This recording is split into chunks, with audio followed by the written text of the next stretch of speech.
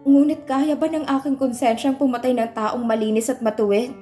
Para lamang umusad ang listahan ng mga taong na-assassinate ko para makausap ang pinaka-big boss ng BAS? Ngunit paano na lamang kapag nalaman ni Harriet na may kinalaman ako sa pagpatay sa kanyang pinsan? Hindi ko pa nga alam kung ano ang gagawin ko para mabalaan siya na magiging target siya ng assassination ng BAS. May panibagong problema na naman ako. Let's break up, Harriet. Tapusin na natin ang anumang namamagitan sa ating dalawa. Malamig ang boses at blankong ekspresyon na sabi ko kay Harriet habang nasa loob kami ng isang French restaurant at nagde-dinner. Pang second monthsary sana namin ngayong araw.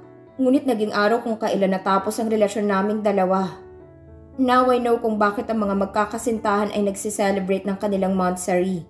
Ito ay dahil hindi alam ng mga magkakasintahan kung anong araw, buwan o taon sila maghihiwalay. Mabuti na yung nakakapag-celebrate ng monthsary dahil baka sa susunod na buwan ay hiwalay na ang magkasintahan. Baka hindi sa pangalawang buwan bilang magkasintahan ay bigla na lamang maghiwalay ang magkasintahan, katulad sa amin ni Harriet. Anong sinabi mo, Shiva? Tila nabinging tanong ni Harriet sa akin. May bahagyang ngiti sa mga labi, ngunit hindi iyong ngiti na natutuwa, kundi yung ngiti na hindi makapaniwala. Ang sabi ko ay maghiwalay na tayo ngayon. Tapusin na natin ang anumang relasyong meron tayo. Ulit ko sa sinabi ko sa kanya. Biglang napailing si Harriet. Are you kidding me? I mean, anong reason at nakikipaghiwalay ka sa akin? May nagawa ba akong mali? May nagawa ba akong hindi mo nagustuhan? Magkakasunod niyang tanong sa akin. Lumarawan ng matinding sakit sa mukha niya habang nakatiim ang mga labi. Niluwagan nitong suot na korbada na para bang hindi ito makahinga. Pagkatapos ay dinampot ang baso ng alak na nasa harapan nito at nilagok ng diretsyo. Nasasaktan ako na nakikita kong nasasaktan siya. Ngunit kailangan ko itong gawin. Walang magandang patutunguhan ng pagmamahalan namin. Dahil kamumuhian lamang niya ako kapag natuklasan niya ang lahat. Kaya bakit ko pa patatagalin ang relasyon namin? Sa huli pareho lamang kaming masasaktan. Kapag natuklasan niya ang tunay kong pagkatao. Baka nga patahin pa niya ako. Lalo pat magiging isa ako sa mga taong kasamang papatay sa kanyang pinsan. Tsak na hindi niya ako mapapatawad. I'm serious, Harriet. Let's break up. Hindi na ako masaya sa relasyon natin. Akala ko nung una ay habang buhay akong magiging masaya sa piling mo. Ngunit nagkamali ako. At saka natuklasan ko na hindi naman pala talaga kita mahal. Kundi nadala lamang ako sa pakikipagkompetensya ni Beron sa akin sa pag-ibig mo. Ngunit ngayong patay na siya, ay wala ng thrill, wala ng excitement, kaya ayoko na. Sabi ko sa kanya na para bang totoo sa loob ko ang lahat ng mga pinagsasabi ko. Alam kong nadudurog ang puso niya sa kanyang naririnig. Ngunit mas madudurog ang puso niya kapag matuklasan niya ang katotohanan habang may relasyon kaming dalawa. Ayokong katulad ko ay malito siya kung ano ang dapat sundin. At least ngayon, kapag nalaman niya na ako si Silent Assassin ay hindi siya magdadalawang isip na patayin ako dahil galit siya sa akin. You're heartless, Shiva. Nagtatagis ang mga ngipin na sambit ni Harriet matapos marinig ang masasakit na salita na sinabi ko sa kanya. Lihim akong napahugot ng malalim na buntong hininga. Hindi ko na kayang patuloy na tingnan ang sakit na nakabalatay sa mukha niya. Kaya tumayo na ako sa aking kinauupuan para umalis. Tapos na ako sa gusto kong sabihin sa'yo, kaya aalis na ako. Hindi ko na siya hinintay na makapagsalita pa at mabilis na akong lumabas ng restaurant at pumasok sa aking kotse. Doon ko ibinuhos ang sakit na nararamdaman ko. Inilabas ko sa pamamagitan ng pag-iyak ang mabigat na bagay na tila nakadagad sa aking dibdib. Bakit malupit kong magbiro sa akin ng tadhana? Unay namatay ang aking mga magulang at mga kapatid. Tapos ngayon naman ay umibig ako sa isang tao na maaari siyang papatay sa akin. Bakit ba ayaw ng tadhana na lumigaya ako? Wala ba akong karapatang lumigaya? Galit na pinagpapaluko ang manibela ng aking kotse hanggang sa kusa rin akong tumigil nang makaramdam ako ng pagod. Ito ang kapalaran ko, kaya kahit masakit ay kailangan kong tanggapin. Sa halip na umalis sa lugar na yun ay nanatili ako sa loob ng restaurant at hinintay ang paglabas ni Harriet. Nag-aalala ko na baka maglasing siya at baka magpadala ng assassin ng BAS para i-assassinate siya, kaya kailangan ko siyang bantayan. Pagkalipas ng mahigit kalahating oras nang lumabas ako sa restaurant na pinagdalhan sa akin ni Harriet, ay nakita ko siyang lumabas na ng restaurant habang laglag ang mga balikat. Sumakay ito sa kotse nito at mabilis iyong pinaharurot. Agad ko siyang sinundan at hindi hinawalayan ng tingin. Humantong ang kotse nito sa harapan ng bar kung saan kami nagkita ng hindi sinasadya. Nang lumabas siya at pumasok sa bar ay mabilis na inayos ko ang aking sarili. Kinuha ko sa passenger seat ang aking itim na jogging pants na palaging daladala ko, jacket na kulay itim rin at isang puting sombrero. Hindi na ako nag-abalang hubarin pa ang suot kong bestida. Ipinailalim ko na lamang ito sa jogging pants at jacket. Manipis at malambot naman ang tela ng bestidang suot ko, kaya hindi ito nakakasagabal kahit na may suot pa akong jogging pants at jacket. Nagpalit ako ng suot na sapatos dahil may heels ang suot ko ngayon, kaya pinalitan ko ng rubber shoes. At syempre hindi ko nakalimutang itago sa loob ng aking sombrero ang aking mahabang buhok bago nagmamadaling lumabas ako ng aking kotse at sinundan si Haret sa loob ng bar. Sa pang-isahang upuan na nasa sulok ng bar umupo si Haret. Umorder ito ng isang bucket ng beer at tila uhawang paraan ng pag-inom nito. Matinding pagpipigil ang ginawa ko sa aking sarili para huwag siyang lapitan at yakapin. Lalo na nang makita kong paggalit na nagpahid siya ng kanyang mga luha na marahil ay hindi nito na kayang kontrolin na huwag lumabas. I hate you, Shiva. But God knows, I still love you. Kahit na sinaktan mo ko ng ganito kasakit. Narinig kong sabi ni Haret na tila ba kausap niya ako sa kanyang harapan. Pagkatapos ay muling dinampot ang bote ng beer at tinungga ang laman. Pabagsak na inilapag nito sa kahoy na mesa ang hawak na bote. I'm sorry, Haret. Hindi ko sinasadyang saktan ka. Nahihirapan ang loob na kausap ko sa kanya kahit na hindi naman niya ako naririnig. Kahit na 2 mesa lamang ang pagitan namin dalawa ay hindi pa rin niya ako napapansin. Maliban sa hindi niya ako makikilala dahil sa aking forma na mukhang lalaki ay tila wala naman siyang pakialam sa kanyang paligid. Halos mag-iisang oras pa lamang na umiinom si Haret ay tila lasing na ito ng sobra. Naalala ko na noong party ni Soriano ay mabilis din siyang nalasing. Masyadong mahina ang tolerance niya sa alcohol, kaya hindi siya dapat naglalasing. Ngunit hindi ko naman siya masisisi kung gusto niyang maglasing dahil katulad niya ay gusto ko ring lunurin ang sarili ko sa alak. Ngunit hindi ngayon ang tamang oras para gawin ko yon.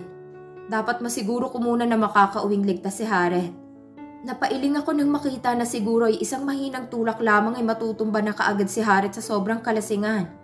Mukhang hindi na nito kayang dalhin ang sarili. Kaya tumayo ako sa aking kinauupuan para lapitan siya at ihatid pa uwi sa bahay niya. Ngunit hindi pa man ako nakakalapit sa kanya ay may isang babaeng nice. Ngunit hindi ko masasabing maganda. Ang bigla na lang lumapit kay Haret. Hello, handsome? Nag-iisa ka lang ba? Tanong ng babae kay Haret.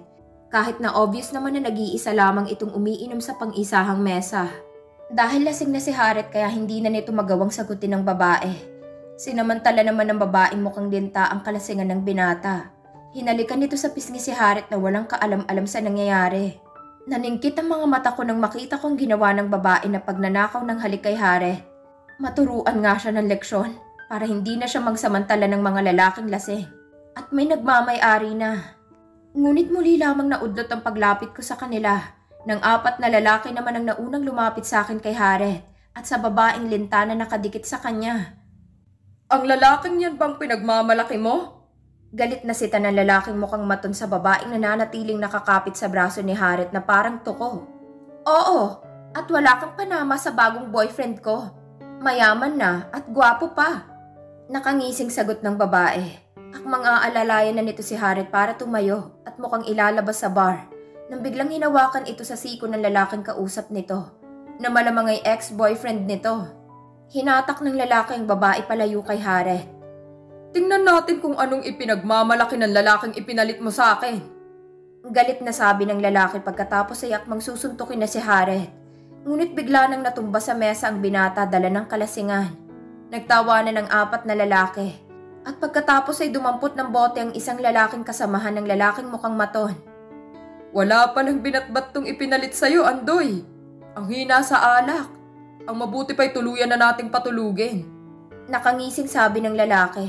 Nahuhulaan ko na kung anong gagawin nito kay Haret. Kaya mabilis akong lumapit at bago niya maipukpok sa ulo ni Haret ang bote, ay mabilis ko na itong nasipa. Basag ang bote nang matamaan ng aking suot na sapatos.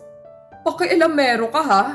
Galit na sabi sa akin ng lalaking mato na Andoy palang pangalan. Nilapitan niya ako't sinuntok ngunit sa hangin lamang tumama ang suntok niya dahil mabilis akong nakailag, sabay hawak sa kamay niya at binalite.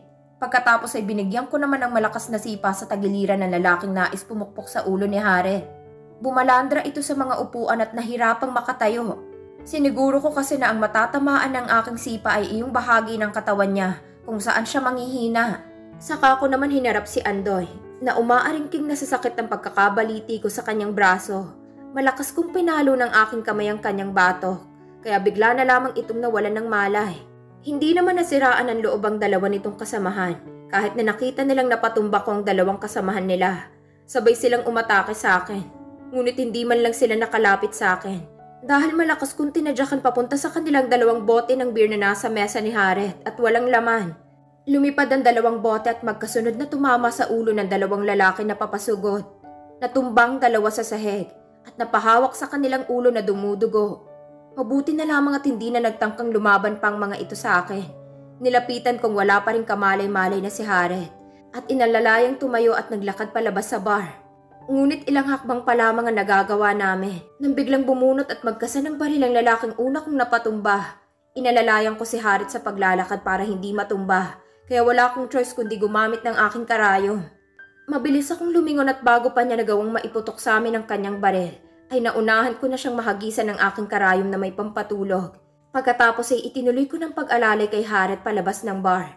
Hindi na ako nag-aksayang tingnan pa kung ano ang nangyari sa lalaking tinamaan ng aking karayom. Kotse ni Hareth ang ginamit ko sa paghahatid sa kanya, papunta sa bahay niya. Dahil makikilala sa CCTV ang aking kotse kapag itong ginamit ko. Nang makarating kami sa tapat ng bahay niya, saka ko siya iniwan sa loob ng kanyang kotse. Sinigurado ko na nakalakan lahat ng pintuan at nakabukas ang aircon bago ako tuluyang umalis.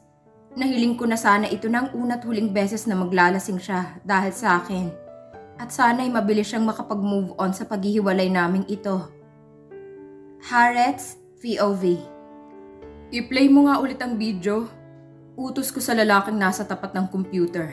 At siyang nagpe-play sa kuha ng video na katatapos lang namin panoorin. Nasa loob ako ngayon ng control room ng bar kung saan ako naglasing kagabi. At kasama ko si Sargento Fabian Castro na isa sa aking matapat na underlings. Pinapunta ko siya para samahan niya akong i-check ang CCTV ng gabing nalasing ako sa bar na ito. Tumawag kasi sa akin ng isa kong tauhan at sinabi niya sa akin na nakita raw niya ako kagabi sa loob ng bar na sobrang lasing na lasing. May 4 daw na lalaki na nagtangkang gawan ako ng masama dahil sa isang babae. Ngunit isang lalaki raw ang nagtanggol sa akin. Wala akong matandaan sa mga nangyari kagabi dahil sa sobrang kalasingan.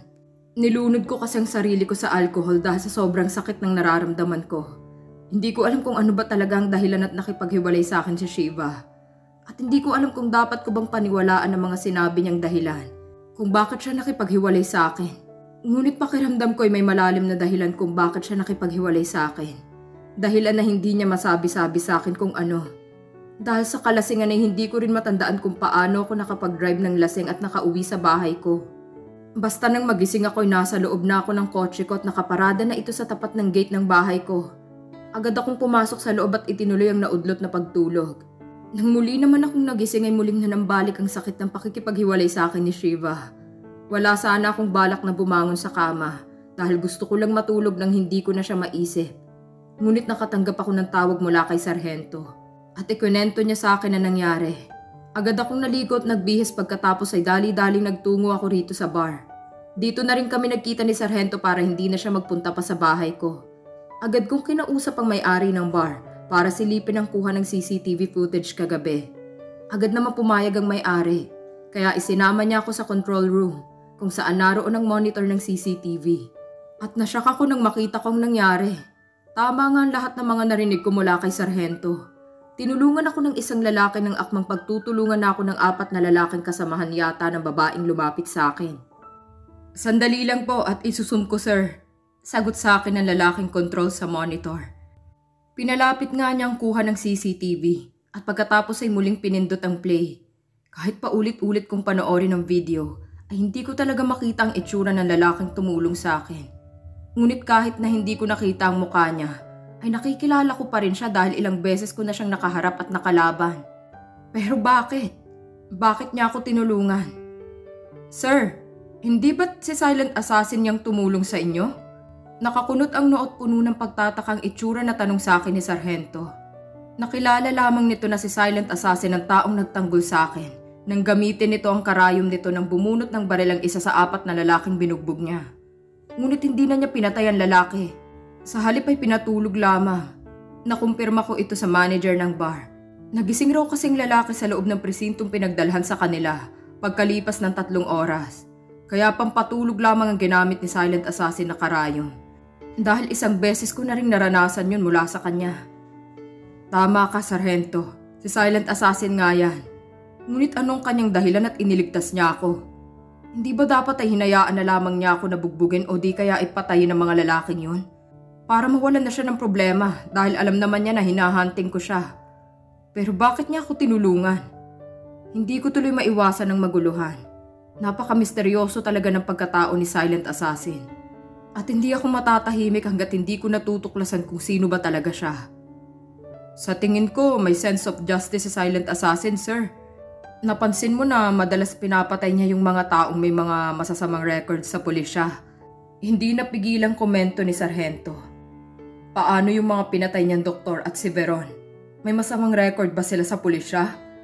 Naniningkit ang mga matang tanong ko sa kanya. Napakamot sa batok si Sargento. Bago sinagot ang tanong ko. Hindi natin alam kung anong kasalanan sa kanya ng mga taong pinatay niya na walang record sa pulisya. Siguro may malaking atraso sila sa kanya kaya pinatay niya sila. At since wala kang atraso sa kanya kaya hindi kanya pinapatay. At sa halip ay tinulungan ka pa niya. Napailing-iling ako. Hindi ako kumbinsido sa sinabi ni Sargento. Kahit gaano pa kalaking atraso ng isang tao sa kanya, ay hindi niya dapat inilagay sa kanya mga kamay ang batas. Giit ko kay Sargento na mukhang nag-uumpisa ng humanga na rin kay Silent Assassin. Ngunit masasama man ang mga pinatay nito, ay hindi ko makakalimutan ang mga kasamahan kong pulis na pinatay ng mga kasamahan naman niyang assassin.